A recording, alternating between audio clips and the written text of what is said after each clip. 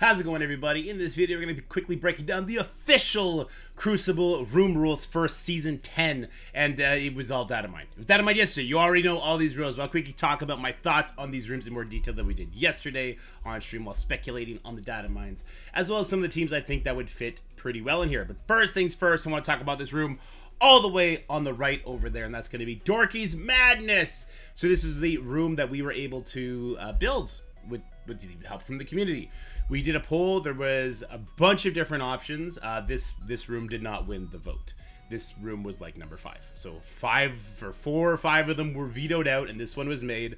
I think this one was probably chosen because they already had the coding for this down. They had already done this for the Morgan Le Fay trial, which is where the inspiration came from. This is 3 Scourges built into one room, which I think is really cool. I think these Scourges were indicative of what made the former legendary events fun, more difficult. All packs weren't turned on because packs actually adversely affected you. So it wasn't as simple as have team at Stargate level, equip all packs, spend time on nodes. No, it was, hey, if I have my special ability is going to give me ability block. My special abilities cost more energy. My ultimates cost more energy. If I deflect, I'm going to get stunned. There was punishing Scourges, and I really hope to go back to that. And so I wanted to lean into this. This was the 5th option, so it's not horrible. This actually was my preferred one, but I did give the recommendation for all the others. One of the biggest one that couldn't get put in the game yet was invert speed, which would basically be like there's this calculation. Someone in the comment section will say it. I forget what the calculation was, but basically it would make your characters that would traditionally go like last, they'd go first. Your traditional characters that go first, like say Kang, would actually go last because it would just be an inverted speed, and it'd be really interesting. It would throw the game on its head. Now I don't know if it was a coding issue or if they thought that'd be just too complex for the average player, because at the end of the day, this isn't just for people that watch videos and strategies and everything like that. Regular people still play this game too. People that just play this game on the toilet, they log in once a day, whatever the case may be. You don't want a room that just like explodes everyone's head. But this is very easy to understand. Hey, you drop below 50%, you gain trauma. When a character uses their special, they get ability blocked. And when a character uses their ultimate ability, they get blind. This is going to be super, super impactful to the meta, I believe, because this is very, very strong debuffs coupled with trauma, which is pretty exciting. And I can't wait to see what comes of this room. I didn't have any team in mind when we designed this room together on stream. I just thought this made every section of the Morgan Le Fay Scourge more interesting. I think this was all in the Rogue Scourge too. It made all the sections more interesting. It made it so you had to have the right team, the right characters, the right power. Sometimes you had to skip your special so that you could actually do your ability block the next time. Sometimes you had to skip your ultimate so you could actually do your special because maybe it wasn't unavoidable or you didn't have a cleanse along the way. So it adds definitely another layer, another dimension, if you will, of theorycraft. I think that's super cool, and I can't wait to see what the community comes up with this room. If you have any super cool ideas, let me know. Comment section below. Let me know if you have any cool team ideas that's going to go in there. There is going to be a tournament later today if you're watching this as it comes out. You can see it on Twitch. You'll see what all the other content creators came up with for this room. I think that's super cool.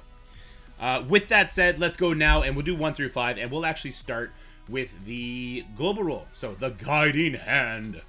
On offense and defense, Annihilator characters. Anytime a character gains ability energy, which they would gain from Thanos' Expose, or from, other characters given energy, that character gains regeneration. They have high health pools, so like regeneration is going to be a big heal, numerical heal. I just don't see regenerations being like this crazy boon. So I'm kind of feeling like this will have very, very minimal impact for the higher end sweaty tryhard people. And maybe this will just be like, if you're on the lower end and you run into a giant Annihilators, they're going to get a lot more sustain and it's going to be a bad time. But there's so many characters that flip regeneration, making it a negative instead of a positive. It's interesting. No, it's not. It's kind of lame. It is what it is. On defense, all characters gain 20% max health, 10% damage. That is standard. After each completed round, gain 1 exhausted. Combat cancels do not gain exhausted. There you go. There's still going to be the 2 burns into Mephisto meta for those of you who face Mephisto when there's like Spider Society, or you go for the 1-shot with Illuminati. But there is still no forfeit button. There's no, like, you have to time it out still, which is super annoying, right? The envoys, and I'm sure other players at the higher level that have their ears, are pushing for that stuff. People who face Mephisto, basically, with all the feedback they get from Reddit and Twitch people and YouTube and all kinds of stuff. There is definitely a movement to get them to install a forfeit button, which I think would be fantastic, so that we don't have to sit here for 10 minutes and watch it time out, which is lame. Or you risk giving the enemy too many cooldowns by just YOLOing it, which is never a good idea if you're trying to be competitive. Anyway, this is just a mirrored room from what we used to have. It's copy pasta. On offense and defense, striker characters on ally turn gain assist. Now, I think this was season 4 or 5, where secret defenders were absolutely king in this room, and all the assists coming in from the characters having striker was insane. The early bleeds that you would get onto the Robbie Reyes was a huge issue. So I do think you're going to see some secret defenders here, but there's also a lot of interesting teams here. Illuminati already has an assist, but them doing a bunch of attacks is deadly. Even the Annihilators, they don't have super interesting basics, except for maybe Thanos doing his Terminator one. They're going to hit incredibly hard. We have Old Man Logan now. I'm not sure. I don't think he's going to get 2 stacks of assists now because he always performs an assist. But this is going to be absolutely deadly, getting like early bleeds out there without having to use Nightcrawler, for instance. So I think this is a really cool room. And of course, it's going to get hard countered by Echo, who is going to stop assists across the board, heroes and villains. Or if you use Black Panther Shuri, she stops assists from everybody as well, I believe. So you can use either of those characters, and I do think Illuminati might find a home in this room. We'll have to see how things go. And I'd be super interested to see if anyone in the tournament turtles. All right, the best offense. On offense, defense, all characters on turn, bury yourself for 5% of that character's max health, and flip offense down on self. So if they have offense down, they'll get offense up. On turn, if this character's barrier is above 50%, gain offense up. Barrier above 50% is a pretty hard sale. There's a couple interesting characters. I don't even know if the Orcus team is getting lots of barrier or something. I think of maybe a character like Gladiator getting a lot of barrier, having him as a fortifier. Why would we care if he has offense up, though? Maybe characters like Miss Marvel Hardlight, but again, like, I just don't care. Barrier is actually a very, very powerful effect, and it might lean more into...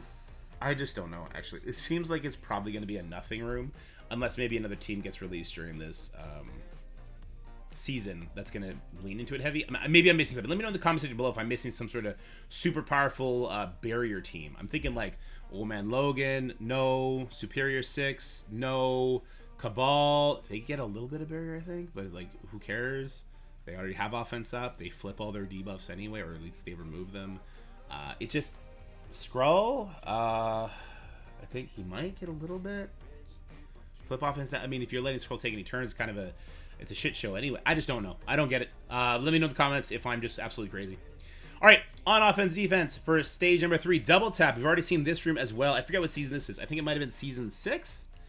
On successful hit, if the target has exposed, perform basic attack against that target. If this character has exposed, lower this character's resistance by 20%. This feels like it's probably trying to hint into using annihilators here, right? Thanos says expose, successful hit, if the target has exposed, perform a basic attack, so you get even more damage into characters that have exposed. There's a very popular annihilator with Skrull team that I'm sure a lot of people are going to be playing around with, because it sort of, kind of, maybe counters Cabal. Not really, though. And then if you have Captain Britain, it absolutely shuts it down. But it's an interesting room for sure. Last time it ended up just being an extreme room, and people just ended up using Superior 6 on it, but there's been so much meta shifting, there's so much more priority for Superior 6 now, I don't think that would be the option. So maybe extreme can land in here as well if you're not putting Annihilator Skrull in here, and see if they get any value. But this feels like it's going to be the Annihilator Skrull room, if you ask me. Alright, Spec Ops. I think we've seen this one too. If this character has stealth, gain 20% damage. On dodge, gain stealth. So there's lots of cool characters that have dodge on spawn, right? Nightcrawler's now given to all X-Men, so like Old Man Logan Nightcrawler here is kind of cool. Alpha Flight, but that's like super rare to use. Who else is going to be doing dodges? I mean, Spider Society's going to be doing some dodges. Noir starts and stealth, so that's kind of cool there. Other people go in stealth for sure. Darkhold goes in stealth. Not really an interesting additional information there. There's some interesting characters going to stealth. Actually, and we're gonna do a little flip here so I can plug my phone in. I'm not actually sure. The Orcus team, I don't think they have any stealth. No, maybe the Night Stalker team will, but this season might be over before Night Stalkers come out. I mean, it's a vampire team. I would imagine some sort of stealth stuff happens. I mean, Skrull gets stealth.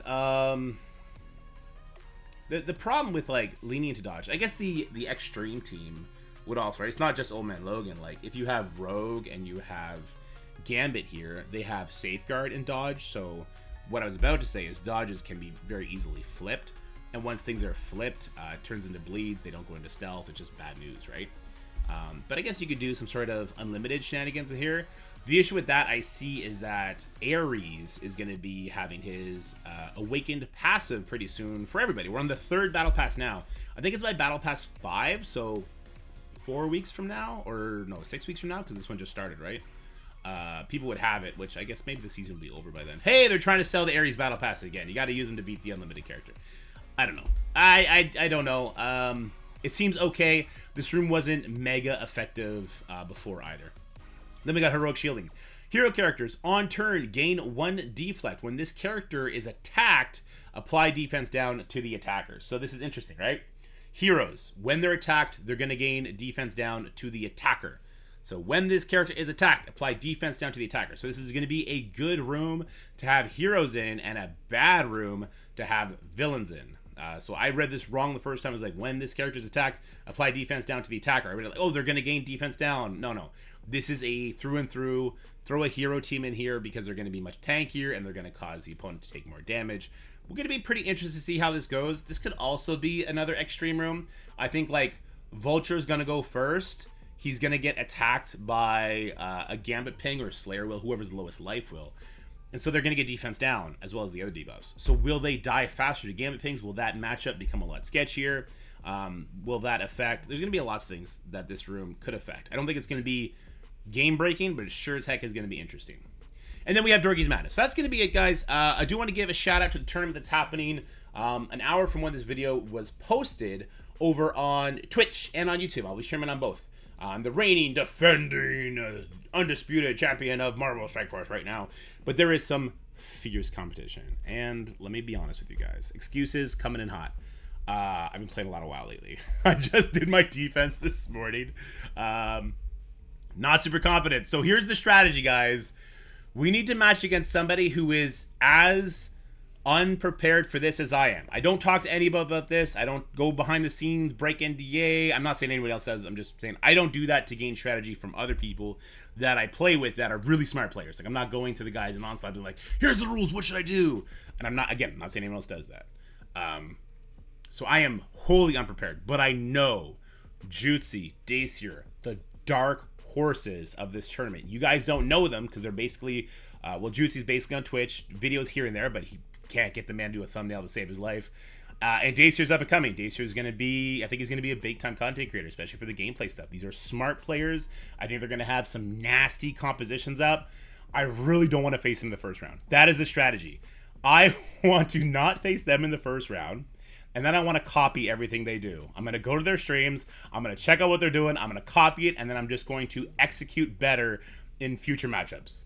That's the plan. But I wouldn't be surprised if Jutsi has layers of defense. If he's got 3 different defenses ready for everyone like a proper esports tournament would have, I wouldn't be surprised. I think this tournament is going to be the hypest ever. I know everyone, not everyone, 30% of people voted for me. Thank you so much for the confidence. You guys are the absolute best. You guys are legends. Your boy's not that confident this time. Have yourselves a wonderful day. If you come check out the tournament, that's great. If not, I'll try and chop it up and put it up on the YouTube channel probably tomorrow morning, so we don't have too many videos coming up today. Love you guys. Have a wonderful day. Bye. That's it for the video, guys. I hope you enjoyed it.